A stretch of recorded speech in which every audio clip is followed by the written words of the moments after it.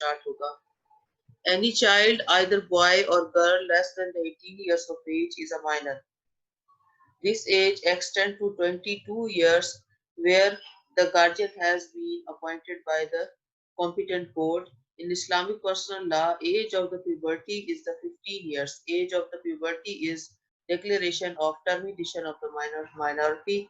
It should be expressed and the evident without proof it shall not be valid. हाँ, ये वाला topic भी मैंने आपको पढ़ाया था, दोबारा रिपीट कर लेते।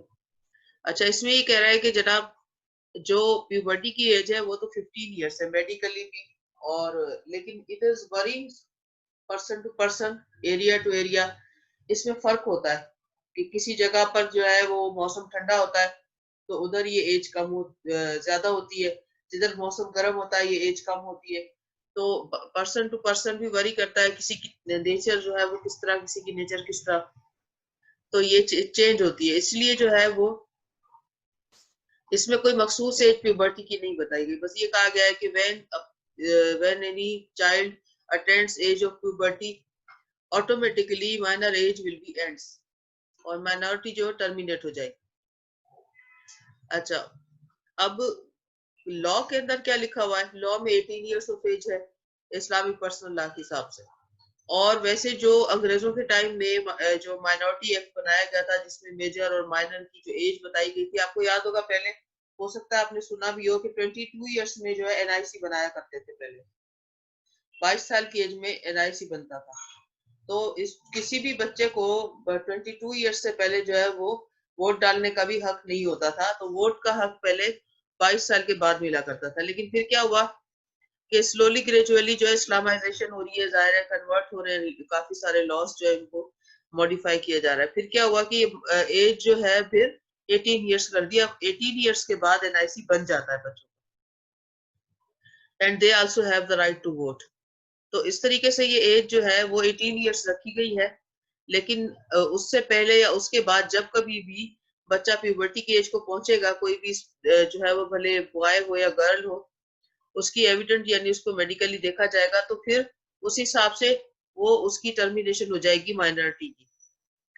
अच्छा, अपॉइंटमेंट ऑफ गार्जियन के बारे में ये है कि following points are important to be noted in appointment of the guardian of minor, but main subject is welfare of the minor which is to be taken into consideration while appointment of guardian। जब भी कभी appointment of guardian का matter आएगा court of law में, तो उन्होंने सबसे पहले एक चीज को जो सबसे ज्यादा अहमियत देनी है वो ये है कि भाई बच्चे की फलाह किस चीज के अंदर है, what is the welfare of child where it exist. अच्छा, फादर जो है वो नेचुरल गार्जियन है, सबसे पहला राइट जो है वो गार्जियनशिप का मदर और फादर के साथ वेस्टेड है इस्लामिक लॉ के तहत भी, और उसके अलावा जो है वो लॉ ऑफ नेचर भी यही है। Number 1, mother priority vested right of the guardian. क्या है कि जब कभी भी बच्चा टेंडर एजेस में होगा, ऑब्वियसली जब वो अपने आप को खुद नहीं संभाल सकता, तो उस वक्त उसकी मदर जो है वो सबसे ज्यादा इंपॉर्टेंट होती है उसके लिए। So the mother has priority vested right. अच्छा, और देखिए गार्जियनशिप का मैटर वहां अराइज होगा हमेशा, एक बात जहन में रखिएगा, गार्जियनशिप का नॉर्मली जो है वो मैटर कभी भी अराइज नहीं होता, या तो सेपरेशन हो जाए पेरेंट्स के दरमियान, या फिर एक और वजह ये हो सकती है कि मदर या फादर में से किसी की डेथ अगर हो जाती है, या अगर फादर की डेथ हो जाती है, तो फिर क्या होता है कि ये गार्जियनशिप का मैटर जो है वो लीगल उसमें लीगली डिसाइड होने की जरूरत पड़ जाती है। अदरवाइज क्या होता है कि एक नॉर्मल लाइफ के अंदर इसकी जरूरत नहीं पड़ती। जब कभी भी या तो जुडिशियल सेपरेशन हो जाए, या तलाक हो जाए, या फिर जो है वो खुला ले ले मदर, या फिर फादर की डेथ हो जाए या मदर की डेथ हो जाए, तब ये जो है मैटर कोर्ट में आएगा। अगर फादर की डेथ हो जाती है तो मदर को सबसे ज्यादा प्रायोरिटी मिलती है, उसका राइट होता है हिजानत का। हिजानत का मतलब होता है कस्टडी ऑफ चाइल्ड या लुक आफ्टर ऑफ चाइल्ड या कस्टडी ऑफ चाइल्ड, इसका जो है वो वर्ड मीनिंग जो है वो। तो हिजानत का जो टाइम है वो होता है 7 इयर्स होता है बॉय के लिए, और लड़की के लिए up to the puberty, age of the puberty तक होता है। और इवन जो है इसको कंसीडर किया जाएगा जब तक कि अगर लड़की है तो उसकी शादी नहीं हो जाती, ठीक है। और सेकंड आप देखें इसके अंदर आ गया, religion is also important from inheritance point of view. Number 3 age of minor. देखिए एज सबसे ज्यादा अहम है। अगर बच्चा बिल्कुल 2 या 3 महीने का है तो उसको किसी और के हवाले नहीं किया जाएगा, कभी भी नहीं, किसी भी तरह नहीं। मदर और फादर में इवन सेपरेशन भी हो जाएगी और फादर भले अलाइव हो तब भी चाइल्ड का जो कस्टडी है, हिजानत का जो राइट है वो मदर के पास है। बेशक मदर उसको और कुछ नहीं, लेकिन क्या है कि मदर अगर उसकी कस्टडी लेगी, फादर को उसकी जो है वो मेंटेनेंस देनी होगी बच्चे की। फादर मेंटेन करता रहेगा लेकिन बच्चे की कस्टडी माँ को ही मिलेगी अगर वो टेंडर एजेस के अंदर है बच्चा। और उसके अलावा अगर जो गार्जियन आ रहा है, गार्जियनशिप के लिए अप्लाई कर रहा है, उसकी भी एज देखी जाएगी कि उसकी एज कितनी है, क्या वो लुक आफ्टर कर सकता है, कर सकती है या नहीं। Sex, whether minor is a boy और गर्ल, ये भी बहुत अहम है। अगर बच्चा लड़का है तो उसकी प्रायोरिटी बेसिस के ऊपर जो है उसकी मदर, लेकिन उसके बाद जो है उसकी ग्रैंड मदर या फिर फादर को भी उसकी कस्टडी दी जा सकेगी अगर वो बॉय है। लेकिन अगर गर्ल है तो सबसे ज्यादा फीमेल रिलेशंस को प्रायोरिटी दी जाएगी। relationship of the claimant for guardianship when with the minor and what is the object, उसके मकासद क्या है ये भी देखे जाएंगे कि ऐसा तो नहीं है कि किसी लालच की वजह से ये बंदा इसकी माइनर की जो है वो कस्टडी लेना चाहता है। और दूसरा ये कि इसका रिलेशन क्या है क्लेम करने वाले का। claim of other relatives to be appointed as guardian, personal character of the claimant, capacity of the applicant, whether he or she may afford a guardianship. Number 10, in the absence of parents, the will of the minor shall determine the guardianship. Number 11, will of the minor in any case. यानी जो बच्चा है अगर उसकी as 7 years हो चुकी है, बच्ची है या बच्चा लड़का है लड़की जो भी है, तब भी उन बच्चे की मर्जी जो है वो बहुत अहम होगी उससे, वो क्योंकि जो है एक जजमेंट लगाने के लायक हो चुका होगा। तो उससे भी पूछा जाएगा कि वो किसके साथ रहना चाहता है, या लड़की है तो रहना चाहती है, और देखा जाएगा कि क्या वो जो बंदा क्लेम कर रहा है गार्जियनशिप, क्या वो उसकी लुक आफ्टर कर सकता है, मेंटेन कर सकता है उसको या नहीं। अच्छा, काइंड्स ऑफ गार्जियनशिप पे आ जाते हैं। There are 4 major kinds of the guardianship as follows. Number 1, guardian for marriage, अगर शादी करनी है किसी बच्चे की या बच्ची की उसके लिए। Number 2, guardian of the person of the minor, यानी बच्चे की लुक आफ्टर फिजिकली और वैसे भी उसकी एजुकेशन, उसकी तरबियत, ये चीजें आ गई। और आगे हम दूसरा पढ़ेंगे, लेकिन पहले मैं इनको आपको एक्सप्लेन कर दूं। गार्जियन फॉर मैरिज क्या है कि only father is competent to be guardian. अगर बच्चा माइनर है और माइनर के अगर निकाह किया जा रहा है तो वालिद के अलावा किसी और को ये हक नहीं होगा कि वो उसको बच्चे के बिहाफ पर उसका यह निकाहनामा जो एग्जीक्यूट कर सके। फिर उस बच्चे के पास राइट ऑफ प्यूबर्टी होगा, ठीक है। अच्छा, उसके बाद क्या है, शाफी में स्कूल ऑफ थॉट कहता है फादर और ग्रैंडफादर आर कॉम्पिटेंट, यानी अगर फादर नहीं है, फादर की एब्सेंस में ग्रैंडफादर को भी ये राइट होगा। शिया स्कूल ऑफ थॉट क्या कहते हैं, इनका भी यही कहना है कि फादर और ग्रैंडफादर को राइट होगा। हनफी स्कूल ऑफ थॉट का कहना क्या है, other than these relatives also residuaries are competent, guardian must be more than 15 years of age। अब यहाँ पर जो है वो हनफी स्कूल ऑफ थॉट का कहना ये है कि अगर फादर और मदर ना हो उनकी एब्सेंस में, या ग्रैंडफादर भी ना हो, या फिर ऐसी सिचुएशन हो कि कोई भी ना हो, तो जो भी बंदा जो है वो उसको निकाह में देगा, उसका अगर क्लोज रिलेशनशिप है तो उसकी एज देखी जाएगी, उसकी खुद की एज भी प्यूबर्टी से ज्यादा होनी चाहिए, ऐसा नहीं कि वो खुद भी माइनर हो। अच्छा, guardian of the person, person के अंदर उसकी फिजिकल लुक आफ्टर, उसकी जो है पढ़ाई लिखाई, हेल्थ, ये सारी चीजें आती हैं। Only mother can be guardian as per the following rules. Hanafi school of thought का कहना ये है कि boy shall remains in custody for 7 years while the girl until attains the age of puberty. मालकी स्कूल ऑफ थॉट का कहना यह है कि boy shall be within the custody until he attains sufficient conversation ability and the girl till marriage. मालकी का कहना यह है कि जनाब अगर लड़का है तो देखा जाएगा कि वो बात करने के और सफिशिएंट जो है वो कन्वर्सेशन करने के और समझ बूझ रखने के अगर उसके लायक हो गया है तब तक, और लड़की जब तक उसकी शादी नहीं हो जाती। शाफी स्कूल ऑफ थॉट का कहना यह कि period of guardianship in either cases shall extend to 7 years, After 7 years, consent of the minor would be determinant factor. Shia school of thought का कहना यह है कि boy shall be in custody for 2 years and the girl for 7 years. ठीक है, शिया school of thought का कहना है. लेकिन लॉ ऑफ लैंड क्या है? इन तमाम चीजों को देखते हुए जो तमाम चीज दुनिया में और भी मुस्लिम ममालिक है, हर जगह के ऊपर क्या चीज सबसे ज्यादा अहम समझी जाती है? लड़के को 7 साल तक के लिए मदर के पास इजाजत का राइट होता है और लड़की का टिल प्यूबर्टी होता है. ठीक है. Guardianship of the property of the minor. It contains 3 types of the custody, such as legal or natural, certified and the de facto. Legal कौन है? फादर और फादर्स विल, यानी बाप, या अगर बाप की डेथ हो जाती है तो बाप अगर अपनी मर्जी बात बताकर जाएगा कि फलां शख्स लुक आफ्टर करेगा तो फिर वो उसी को राइट मिलेगा. एंड पैटर्नल ग्रैंडफादर और his will is subject of the guardianship. इसके अंदर जो है वो ज्यादातर 2 चीजों का अहमियत दी जाएगी कि ये वालिद क्या चाहता था कि कौन लुक आफ्टर करे, और अगर वालिद नहीं बता पाया तो उसके ग्रैंडफादर की मर्जी देखी जाएगी. अच्छा, सर्टिफाइड के अंदर क्या हुआ? Family court determine it. Court में appoint any person as a guardian keeping in view of the welfare of minor. अब प्रॉपर्टी के केसेस में ऐसा होता है कि देखें, हमारे पास लॉ ऑफ लैंड ये कहता है कि प्रॉपर्टी के केसेस के अंदर जब तक कोर्ट डिसाइड नहीं करेगी किसी को भी हक नहीं मिलेगा कि वो उसकी गार्जियनशिप ले ले, चाहे वो फादर्स विल हो, कुछ भी हो. फादर्स विल कोर्ट कंसीडर जरूर करेगी, लेकिन जो कोई भी शख्स आके कह देगा कि मुझे इसके वालिद ने कहा था लुक आफ्टर करने को, तो उसको ना तो प्रॉपर्टी डिस्पोज ऑफ करने का, ना वहां से आने वाली इनकम लेने का हक होगा. लिहाजा कोर्ट ही डिसाइड करती है 100% जो केसेस होते हैं हमारे पास प्रॉपर्टी से रिलेटेड. माइनर की प्रॉपर्टी के लिए इवन मदर और फादर ही क्यों ना हो, उन्हें भी कोर्ट में आना पड़ता है. अगर जैसे मिसाल के फादर अगर कोई प्रॉपर्टी अपने बच्चे के नाम कर देता है, फिर वो चाहता है कि उसी प्रॉपर्टी को सेल करे, तो वो नहीं कर सकता जब तक कोर्ट उसको परमिशन नहीं देती. ठीक है.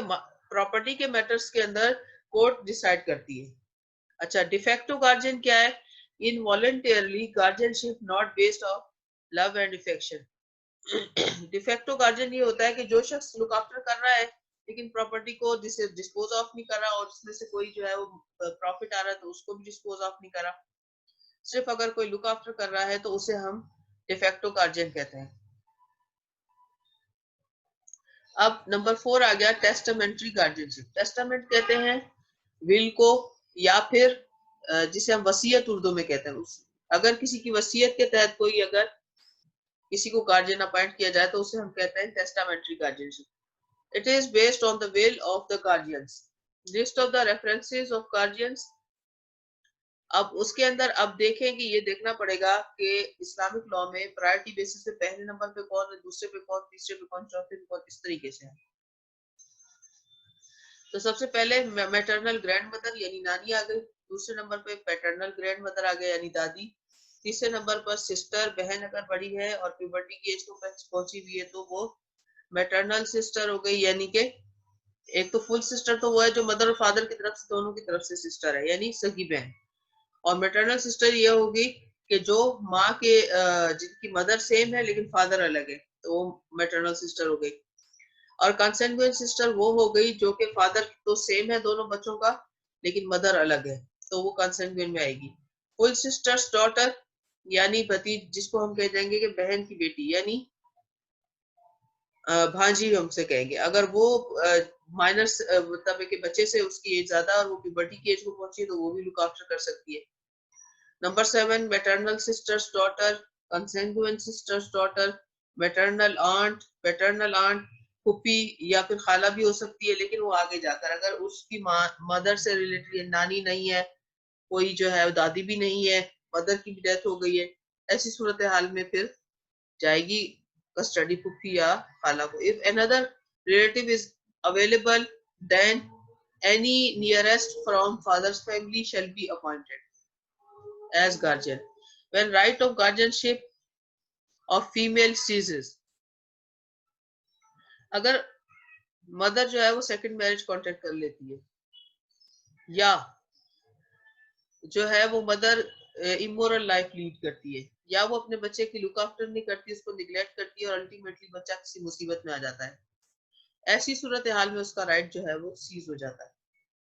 अब इसमें कहता है कि number 1 when she leads immoral life, number 2 if she neglects care of minor, number 3 if she remains with non prohibited degree in relation with minor girl. अगर लड़की है और मदर सेकंड मैरिज कॉन्ट्रैक्ट कर लेती है और जिसके साथ सेकंड मैरिज कॉन्ट्रैक्ट करती है वो लड़की के साथ प्रोहिबिटेड डिग्री में नहीं है, यानी चाचा मामा ताया नहीं है, बल्कि कोई गैर शख्स है, तो ऐसी सूरत हाल में भी उसका राइट ऑटोमेटिकली सीज हो जाता है। If father has been died, then following shall be the priority. तो क्या होता है, मदर अगर नहीं रहती है उसकी गार्जियन, तो फिर फादर के पास ये राइट चला जाता है। लेकिन अगर फादर की डेथ हो जाएगी तो फिर किसके पास जाएगा ये राइट? नियरेस्ट पैटर्नल ग्रैंडफादर, यानी जो भी सबसे पहले जो है वो ग्रैंडफादर यानी नियरेस्ट जो सबसे करीबी होगा फादर वालिद के साथ, वो फुल ब्रदर यानी जो माँ और बाप दोनों की तरफ से भाई होगा, यानी सगा भाई जिसे हम कहते हैं। फिर कंसेंगुइन ब्रदर आ गया, यानी दोनों के वालिद एक है, मदर अलग है। फिर यूट्राइन ब्रदर आ गया, यानी कि माँ की तरफ से जो होता है भाई वो। अच्छा, extend to hold the property of minor, कितने टाइम तक प्रॉपर्टी माइनर की जो है वो गार्जियन के पास रह सकती है? Guardian appointed for the property of minor is responsible as follows. Number 1, he is responsible for the maintenance of the property of minor. Number 2, he is liable to administer the property. Number 3, he has to refrain to sell property of the minor. तीन चीजों का ख्याल रखना है। एक, सबसे पहले कि उस प्रॉपर्टी को मेंटेन करके रखना है। नंबर 2, उस प्रॉपर्टी के लिए जैसे मिसाल के तौर पर अगर एग्रीकल्चर लैंड है तो उसकी एडमिनिस्ट्रेशन लुक आफ्टर करनी है, उसके अंदर अगर कोई फसल उगानी है या कोई चीज है, ट्रैक्टर की जरूरत है, जो भी चीज है उन चीजों का ख्याल रखना है। और नंबर 3 ये कि उस प्रॉपर्टी को बिकने से बचाना है जब तक के बच्चा बड़ा नहीं हो जाता। अगर प्रॉपर्टी को सगा बाप भी बेचना चाहे तो उसके लिए भी अगर वो माइनर के नाम पर है तो उसको कोर्ट में आना पड़ता है। माइनर के नाम पर जो भी प्रॉपर्टी होगी उसको बेच नहीं सकता कोई भी।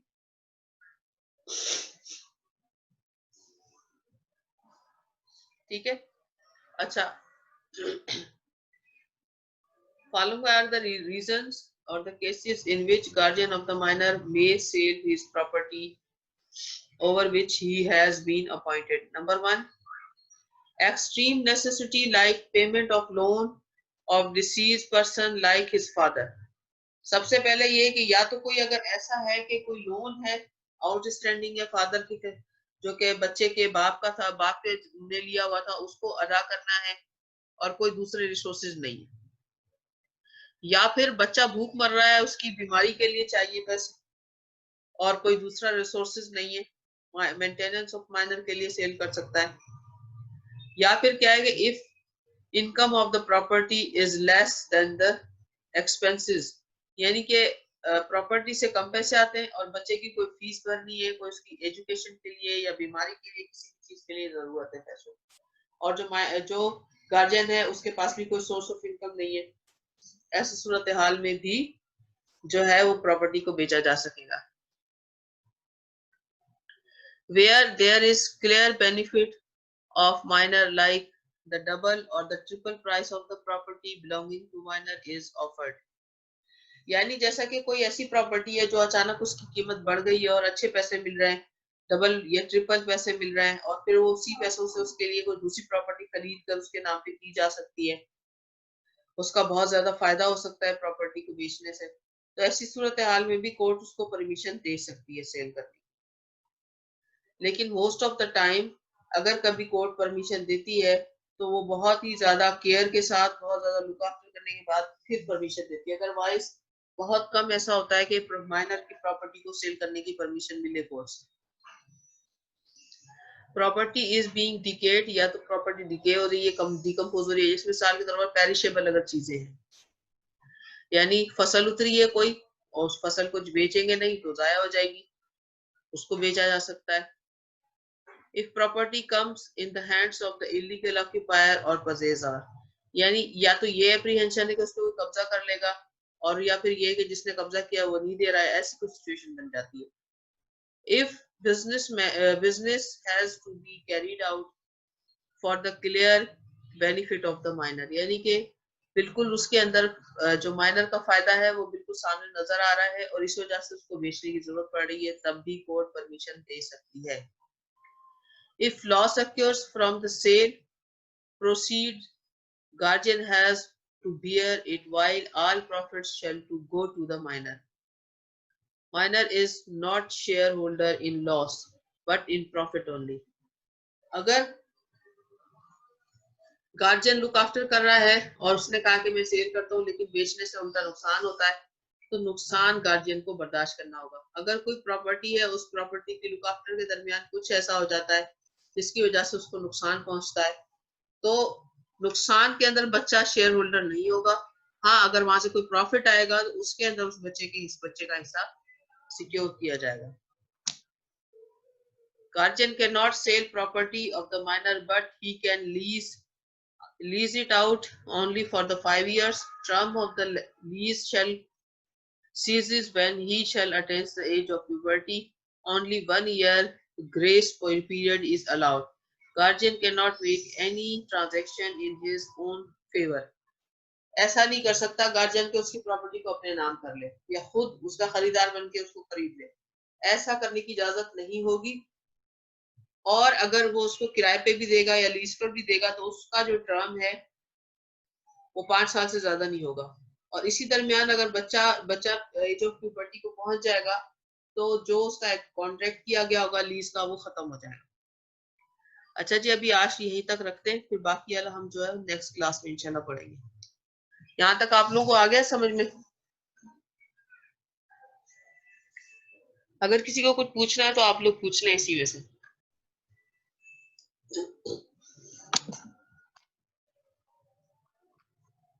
जी,